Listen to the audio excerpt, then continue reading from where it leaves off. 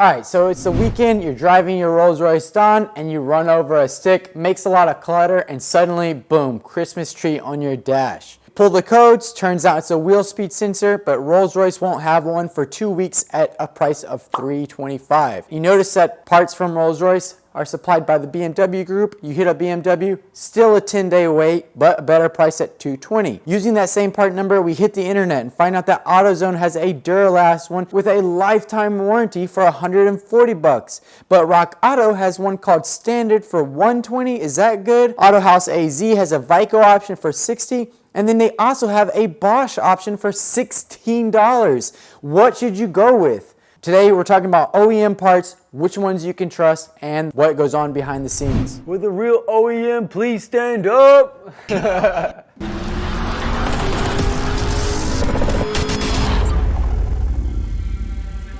All right, so when you're buying a part, there's so many options, it can get really confusing what to trust. All of us, most importantly, want one that's gonna work first time and gonna work for a long time so we don't have to replace it over and over. In the industry, maybe you've heard the term OEM. It stands for Original Equipment Manufacturer. What does that mean? Well, BMW is in the car business, so they don't produce hoses, bearings, seals, and in this case, wheel speed sensors. They go to reliable companies and pay them to do that. Because a company that makes electronics, like let's say Bosch, that's what they do. They have a lot of experience doing it, so they've gone down rabbit hole after rabbit hole, chasing potential problems and streamlining that process. So then BMW commissions, let's say Bosch, to make a wheel speed sensor or an ABS pulse generator. They go through the research and development to develop a part that will last and work. And then they make the tooling to make the molds and the equipment, and they streamline the process.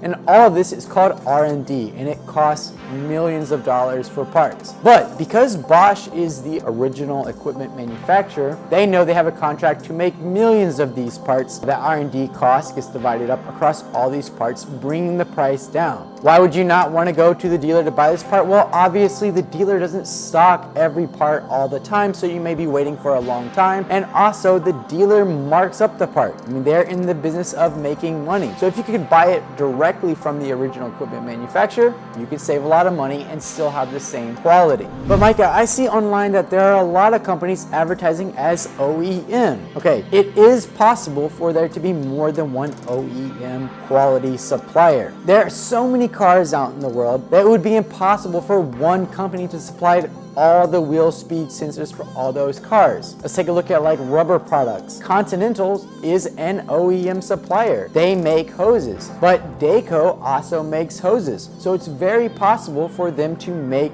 a replacement for your Continental hose that is still the same level of quality. It's a trusted brand making a trusted product. If you can find a company that makes it here in the US or has one in stock, or you don't have to pay the shipping or the tariffs or the taxes from another country, you can save money and save time and get another product that is just as good. We see this a lot of times with bearings, JAF, SKF, FAG. These are all extremely reputable German and Japanese bearings that you can trust, and because bearing sizes are pretty standard, you can usually find the bearing you need from another supplier. But there are companies that claim to be OEM that are not. The OEM term has become kind of bastardized. There's actually even a company called OEM that's a Chinese brand that is not OEM, and it is not a good quality. And there are plenty of brands like this, like that brand on Rock Auto, Standard. It says Standard, like it should be a standard replacement, but it's just a Chinese knockoff.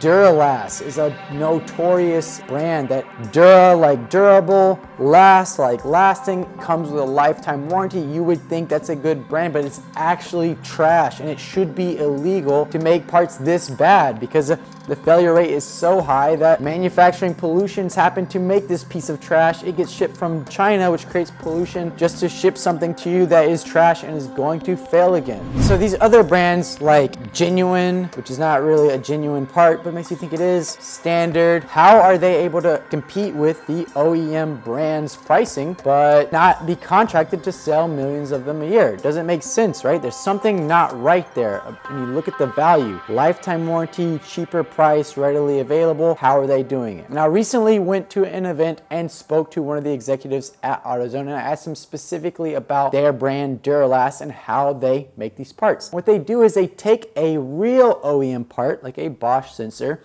they bring it to their factory and they scan it and try to make a copy of it. They take it apart and make a copy. Problem with that is they are not electronic parts makers, so they don't really know the best material to make the part out of, and they don't also have the specific tooling to make that part, so it may be a little bit outside of tolerances, and that means that it may not fit properly, or it may vibrate and break, or the wires going through it may not work properly. And that's the way they're able to make it cheap. They make it without all the R&D. It's much easier for them to copy something, or to maybe download the design from the actual manufacturer and then make a replica as best they can. That's how they're able to give you a lifetime warranty. It's not because they stand by their product, it's because it was so cheap to make that they can replace it 3, 4, 5 times and not lose money. Don't believe me? I have an example here. So I had a lady stop by, really sweet lady, has a Fiat, and she could not open the hatch under her car and she really needed some help, and I did help her. And it turns out the little button that pushed the contacts on the hatch had fallen out on the road somewhere and was gone. So I was able to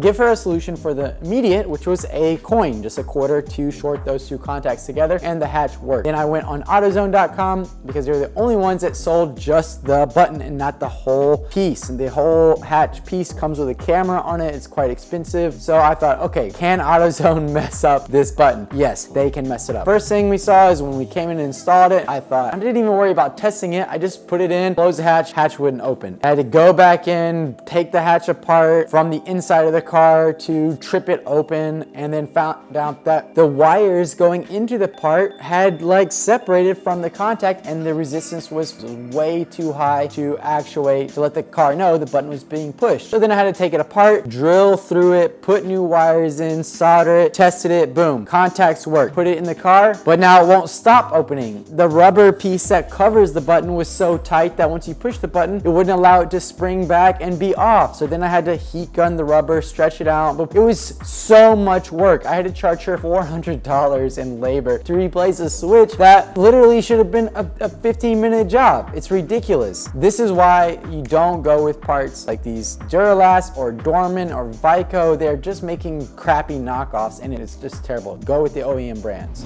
Brands that you should not trust, we're gonna go ahead and go over some of them here. OEM, Duralast, Dorman, Genuine, Euro, URO, Vico. These are all brands that are commonly found at stores like O'Reilly's or AutoZone. These are like cheap parts. Now, don't get me wrong, chain parts stores are not all the same. So don't think that Advance Auto or CarQuest or Napa are the same. Those companies use actual real OEM suppliers for their house brands. Wix makes the filters for CarQuest, and Wix is an excellent OEM brand. We know not to use the knockoffs. How do we know what brands can be trusted? Well, if you have your car and you're gonna be working on it yourself, one thing that you should do is go look at the part that's failed if you can see it, and usually the original manufacturer of that part, their name will be on it, like Vallejo or Hella or Bilstein. If you can get the part off of that, then you can go online and with the part number as well, find an original equipment from somewhere other than the dealer. We're gonna go ahead and go over the parts that are for sure trusted brands. Filters, you've got, of course, K&N makes some OEM for the high performance.